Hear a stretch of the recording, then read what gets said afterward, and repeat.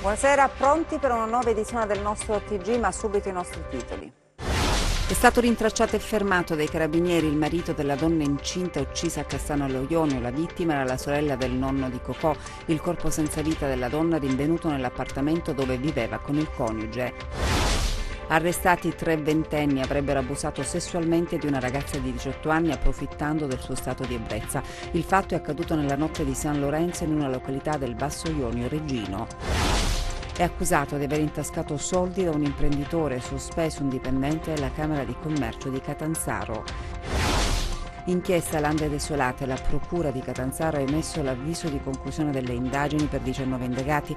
Il provvedimento è stato emesso anche nei confronti della deputata Enza Bruno Bossi e del marito Nicola Damo. Insieme al governatore Oliverio sono indagati per corruzione. Il Consiglio regionale ha bocciato la proposta di legge sulla doppia preferenza di genere, determinante il voto contrario del consigliere Orlandino Greco. Cresce il numero delle microimprese in Calabria nate con il progetto Amico della Camera di Commercio di Cosenza. In Calabria sono 303. Ancora buonasera dalla redazione del TG10. Dunque la cronaca in apertura. Si è costituito nel pomeriggio ai carabinieri il marito della donna uccisa a Cassano. Ha confessato Giovanni De Cicco, l'uomo di 48 anni sottoposto a fermo per l'omicidio della moglie Romina Iannicelli. Non ancora del tutto chiaro il movente del delitto, maturato in un contesto di degrado. Si sentiva abbraccato Giovanni De Cicco, 48 anni, il marito di Romina Iannicelli, la 44enne uccisa nella sua casa in via del Popolo a Cassano allo Ionio. Su di lui fin da stamattina si sono concentrati i sospetti degli inquirenti. Lo hanno cercato per ore, poi l'uomo nel pomeriggio si è consegnato ai carabinieri. Romina Iannicelli aspettava un bambino, una gravidanza appare attesa da anni, ma è stata uccisa brutalmente all'interno del suo stesso appartamento, colpita più volte con un bastone, soffocata forse con un cavo del telefono. Il corpo senza vita della donna è stato trovato questa mattina. La casa era a soqquadro. A dare l'allarme sono stati alcuni familiari che avevano un appuntamento con lei per delle commissioni. Non vedendola arrivare sono andati a casa facendo la macabra scoperta. L'omicidio, secondo i primi accertamenti, sarebbe avvenuto nella notte o alle prime luci dell'alba. La donna sarebbe stata picchiata, un vero e proprio pestaggio, e poi colpita con un bastone. L'uomo avrebbe tentato di soffocarla, forse con un cavo del telefono, ha detto il procuratore di Castrovillari Eugenio Facciolla. Il magistrato aveva già escluso in mattinata che il delitto potesse essere riconducibile a questioni di criminalità organizzata, nonostante la vittima avesse alle spalle un arresto per droga e una parentela ingombrante. Romina Iannicelli, infatti, era la sorella di Giuseppe Iannicelli, il 52enne ucciso e bruciato il 16 gennaio del 2014 insieme al nipotino di soli 3 anni, Cocò, e alla compagna marocchina. Ma la parentela con l'uomo sin da subito non è stata collegata dagli inquirenti con il delitto. Insieme alla coppia vive l'anziana madre dell'uomo, sentita dagli investigatori. Giovanni De Cicco, già noto alle forze dell'ordine, è stato interrogato a lungo dagli investigatori dell'Arma insieme al procuratore Facciolla e al sostituto Valentina Draetta. Il corpo della donna intanto è stato trasferito nell'obitorio dell'ospedale di Rossano per l'esame autoptico. Arrestati 3 ventenni, avrebbero abusato sessualmente di una ragazza di 18 anni approfittando del suo stato di ebbrezza. Il fatto è accaduto nella notte di San Lorenzo in una località del Basso Ionio Reggino. Eccoli mentre escono dalla questura di Reggio Calabria i 3 arrestati per presunta violenza sessuale nei confronti di una 18enne. Doveva essere una notte di svago e di divertimento, quella di San Lorenzo, dove ci si ritrova in spiaggia per guardare le stelle cadenti ed esprimere desideri, ed invece per una 18enne Regina è stata una notte da incubo. 3 ventenni hanno abusato di lei, approfittando del suo stato di ebbrezza, l'hanno avvicinata in discoteca e poi, dopo alcuni avance, l'hanno condotta fuori dal locale e a turno sulla spiaggia, poco distante, l'hanno violentata. È accaduto in una notte calda d'estate in una località del Basso Ionio Reggino. Le intercettazioni ambientali e telefoniche, alcune testimonianze, ma soprattutto il DNA comparato con quello prelevato dalla vittima, che subito dopo la violenza è stata trasportata in ambulanza presso l'ospedale più vicino, oltre alle testimonianze di alcuni passanti che hanno visto la ragazzina in uno stato emotivo problematico, hanno permesso alla squadra mobile di Reggio Calabria, coordinata dalla procura diretta da Giovanni Bombardieri, di arrivare agli arresti di oggi. Mesi di indagini, dalle quali è emerso un quadro inquietante. Uno degli arrestati avrebbe anche minacciato un test affinché non riferisse quanto accaduto, ma suggerendole cosa dichiarare nel caso fosse stata interpellata dalle forze dell'ordine. Per tutti l'accusa è di violenza sessuale di gruppo, mentre uno di loro è accusato anche di violenza e minaccia. Le indagini sono durate alcuni mesi, proprio perché sono state svolte con la massima attenzione che il caso richiedeva. Abbiamo fatto ricorso, per meglio dire, ad attività tecniche, quindi intercettazioni di qualsiasi genere, intercettazioni telefoniche, intercettazioni ambientali, e abbiamo anche fatto ricorso a sistemi di videosorveglianza per monitorare questi ragazzi, perché di tal patta si tratta, che secondo l'ipotesi d'accusa comunque hanno compiuto un fatto estremamente grave, per il quale il GIP ha disposto la misura cautelare della custodia in carcere. In questa indagine è stata fondamentale la segnalazione dei passanti, sono state fondamentali poi anche riscontrate con altre attività le dichiarazioni di tutte le persone informate sui fatti. È stato fondamentale il successivo lavoro degli investigatori, che ringrazio, e soprattutto un abbraccio alla famiglia della vittima. È accusato di aver intascato soldi da un imprenditore sospeso, un dipendente della Camera di Commercio di Catanzaro. Un dipendente della Camera di Commercio di Catanzaro è stato arrestato dai carabinieri con l'accusa di concussione. 62enne avrebbe preteso una mazzetta da un commerciante emigrato in Germania al fine di estinguere un debito da 300.000 euro nei confronti dell'INPS, maturato dopo la chiusura del locale che l'uomo gestiva nel capoluogo calabrese. La vittima, all'inizio degli anni 90, aveva lasciato la Calabria per trasferirsi all'estero. Nel 1994 chiuse il suo ristorante, ubicato nel quartiere Gagliano. Poco più di un anno fa, a causa di una svista burocratica risalente a quell'anno, l'INPS gli chiese 300.000 euro quale corrispettivo del mancato versamento degli oneri previdenziali maturati dalla data di chiusura del ristorante fino al 2018.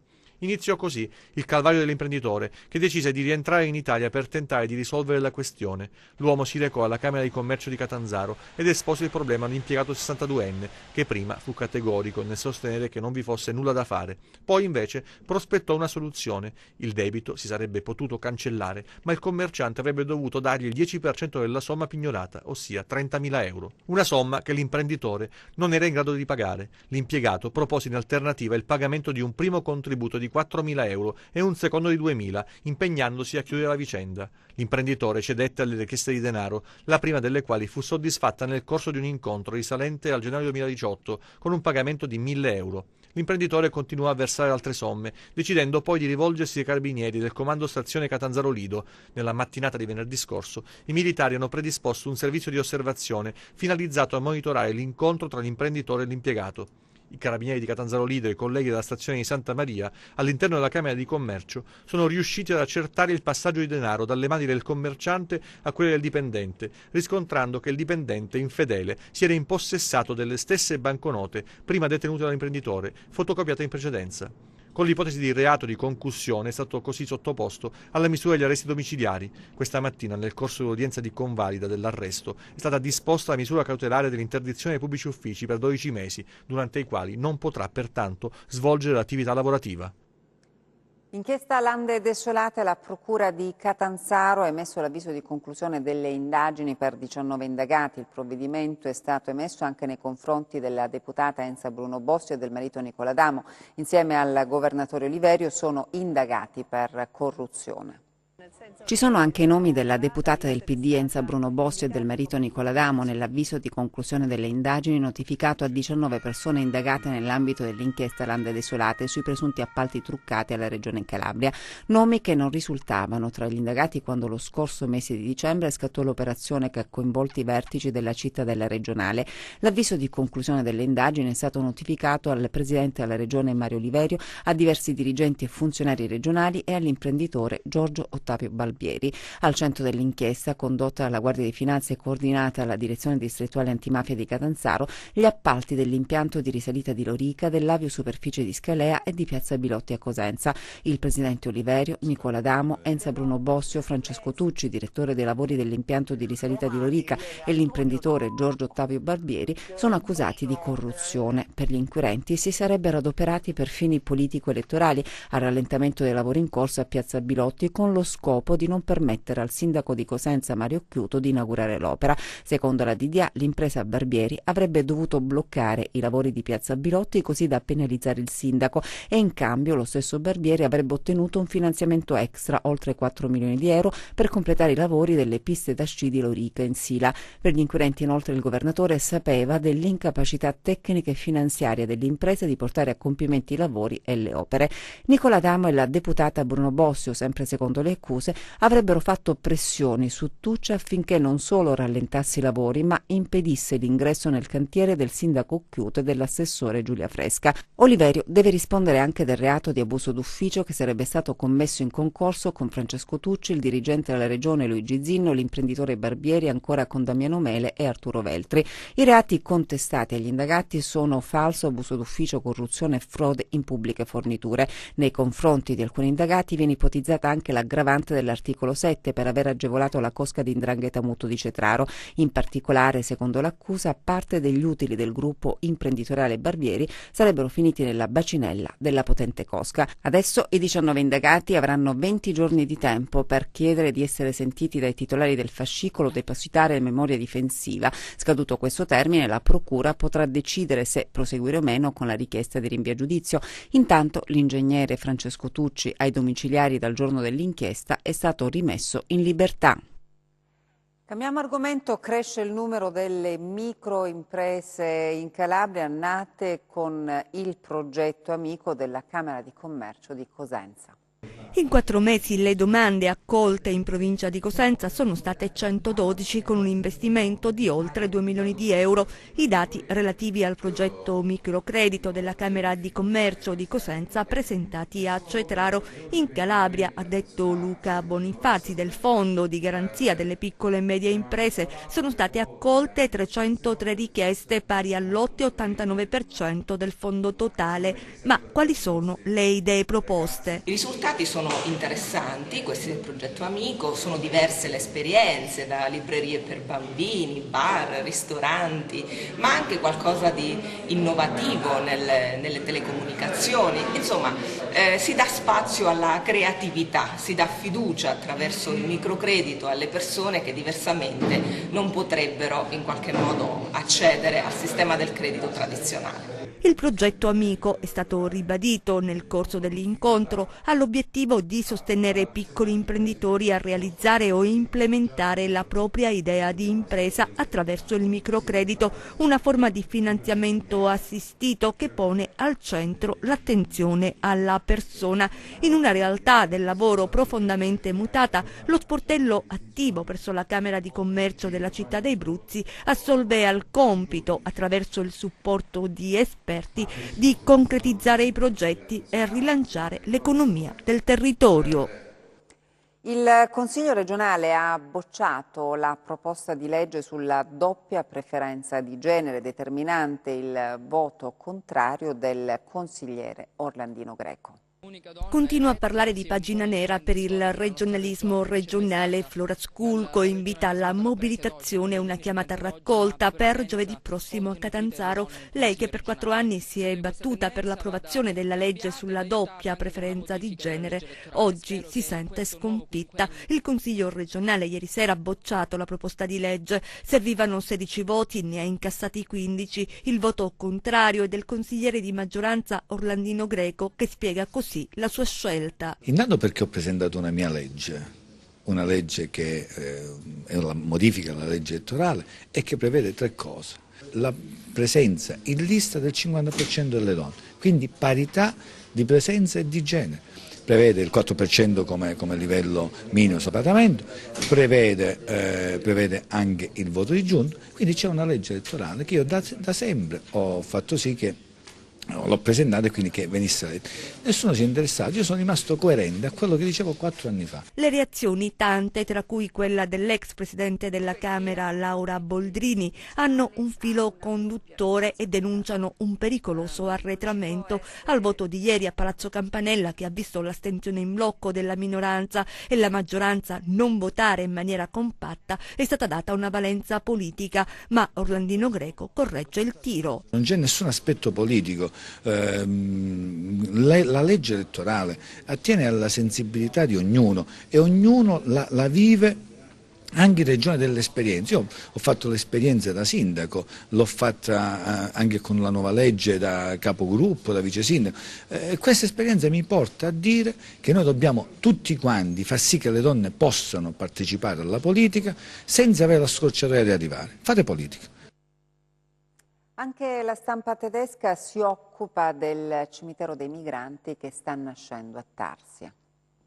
Si chiama Mare ed è una prestigiosa rivista tedesca. Nel suo ultimo numero si occupa del cimitero dei migranti che sta nascendo a Tarsia e così anche tutta l'Europa adesso conosce la grande opera che sta nascendo per l'impegno di Franco Corbelli e della regione Calabria. Una storica rivista internazionale tedesca, Mare, ha realizzato e pubblicato da pochi giorni un reportage di 10 pagine su questa grande opera. Questa è la conferma del valore universale del cimitero internazionale dei migranti, che vorrei ricordare all'attenzione anche e soprattutto della Chiesa, dei media, del Vaticano, di Famiglia Cristiana, di Radio Vaticana e non solo. Noi proprio in questi giorni stiamo per ultimare il primo stralcio dei lavori e subito dopo seguirà un secondo stralcio. Contiamo in questo anno di concludere, di ultimare questa grande opera che darà dignità, lo ripeto ancora una volta, alle vittime dei tragici naufragi e di consegnarla all'umanità e alla storia. Questo è il nostro obiettivo, questa è la grande opera di civiltà di Tarsia, il cimitero internazionale dei migranti. Sei sicuramente soddisfatto perché anche la stampa tedesca, un po' quella mitteleuropea, insomma, si sta occupando di questo cimitero. Sì, avere questa attenzione internazionale significa che noi abbiamo progettato un'opera che incontra l'apprezzamento del mondo, il che significa che c'è umanità, c'è attenzione e c'è soprattutto tanta solidarietà. Una cosa bella è che dall'estero ci chiedono di poterci aiutare e tanti vorrebbero già organizzare delle visite al cimitero che ancora non c'è. Ecco, questo Tarsia sta realizzando e questa è la vera Calabria, solidale e accogliente. Presentata la nuova edizione della Primavera dei Teatri. 8 giorni, 23 compagnie, ben 14 saranno i debutti, di cui 3 in anteprima nazionale assoluta, 9 gli artisti stranieri coinvolti, 3 gli incontri e 6 le performance che andranno ad arricchire la programmazione della 20ª edizione di Primavera dei Teatri, il festival sui nuovi linguaggi della scena contemporanea in programma a Castrovillari dal 25 maggio al 1 di giugno. Un importante compleanno che si è aperto con la presentazione del cartellone avvenuta presso la delegazione di Roma della Regione Calabria. Quest'anno sarà un'edizione particolare perché stiamo un po' insistendo sul rilancio in termini di apertura verso l'estero, quindi stiamo provando ad aprire le finestre internazionali sull'Europa, ma non solo, anche sul Sud America, quindi ci saranno alcuni progetti che vedranno la partecipazione di artisti e operatori che vengono appunto da altri paesi del mondo. Il festival, ideato e diretto da Scena Verticale, ha trasformato il borgo ai piedi del Pollino in un vero e proprio cantiere laboratoriale, punto focale a sud, luogo di incontro e confronto tra artisti, operatori e critici. Mi ricordo quando in una intervista che fecero a Edoardo De Filippo prima di morire, che poi veramente dopo poco è venuto a mancare, e lui in quell'occasione disse: per me il teatro cos'è stato per me nella mia vita? Ha detto un gelo, è nato mio figlio, è cresciuto a una certa età e non mi sono neanche accorto di come è diventato grande, no? E allora io pensavo, io da quando c'è Primavera dei Teatri non so più cos'è la primavera. Il festival, sotto la direzione artistica di Saverio Laruina e Dario De Luca e quella organizzativa di Settimio Pisano, conferma la propria vocazione, attento alle nuove poetiche, lascia spazio a compagnie emergenti, intercettando i segnali più vitali sparsi nella penisola, e ospita rilevanze teatrali d'ultima generazione. Un festival di grande qualità, di grande spessore, che è stato quindi, diciamo, fortemente, ripeto, voluto a livello locale, a livello nazionale e che indubbiamente sarà volano di grandi soddisfazioni e di grande successo.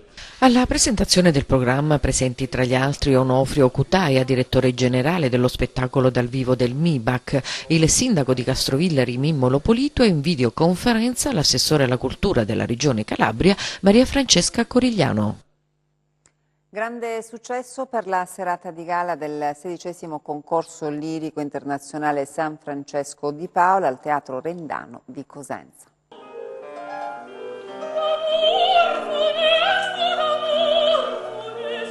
Grande successo e partecipazione al Teatro Rendano di Cosenza per il 16° concorso lirico internazionale San Francesco di Paola, l'evento culturale storicizzato della regione Calabria, patrocinato dall'amministrazione comunale di Cosenza, con una serata di gala nella quale si è svolto nella prima parte un coinvolgente concerto finale dei vincitori e nella seconda la cerimonia di premiazione. Nella serata condotta dal direttore organizzativo Giusy Ferrara affiancata al direttore artistico Luigi Stillo sono state consegnate 2 targhe rispettivamente all'assessore alla cultura della regione Calabria Maria Francesca Corigliano e all'assessore allo spettacolo del comune di Cosenza Rosaria Succurro. Presente in rappresentanza dell'amministrazione comunale di Paola il vice sindaco Antonio Cassano, che ha elogiato i dirigenti dell'associazione quali eccellenze del territorio, i candidati provenienti da tutto il mondo, accompagnati al pianoforte da Stefano Giannini, pianista ufficiale del concorso. Nelle 3 prove concorsuali hanno eseguito 4 arie tratte dal repertorio operistico, mentre tutti i finalisti si sono esibiti in serata di gala con un'aria ciascuno. Concorso che riscuote grande interesse, lo ricordiamo, è stato rivolto a cantanti lirici entro i 35 anni di età ed è nato all'interno di un'attività ininterrotta di 33 anni di vita dell'associazione volta alla divulgazione, alla produzione e all'alta formazione musicale e rappresenta una grande occasione di promozione della musica, dei talenti e naturalmente di valorizzazione dell'intero territorio. Lezioni di calcio spagnolo al Real Cosenza. I ragazzi che hanno partecipato sono stati anche monitorati dal punto di vista cardiologico grazie al supporto dell'associazione Mattia Facciolla. Sentiamo Gianluca Pasqua. Le grandi squadre europee investono sul calcio giovanile, esportando il proprio know-how. Lo fa il Valencia, che dedica tempo e risorse nel tessere rapporti con società sportive e scuole calcio.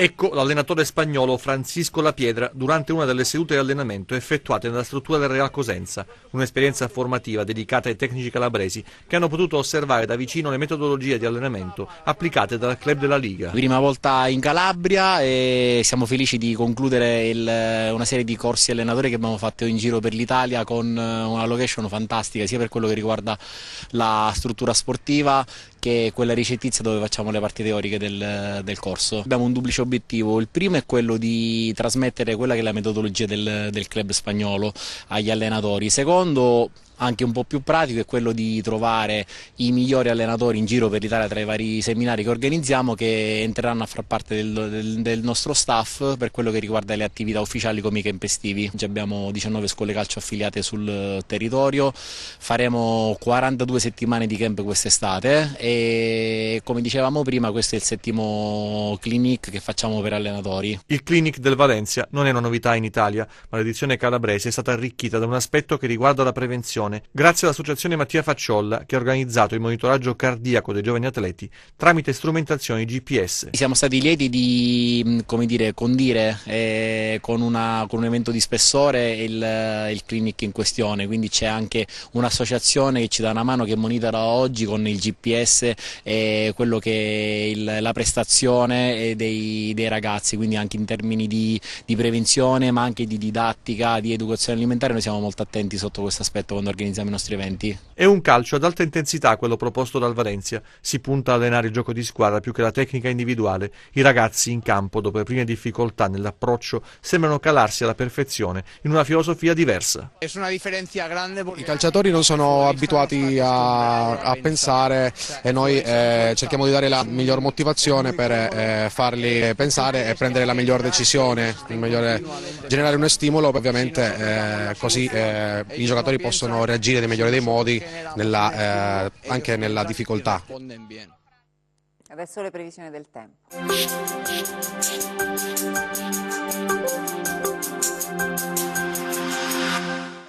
Nelle prossime ore l'aumento della pressione, favorito dall'avvicinarsi di un promontorio anticiclonico, favorirà un miglioramento delle condizioni meteorologiche. Tuttavia, anche nei prossimi giorni insisterà una debole instabilità pomeridiana sui rilievi.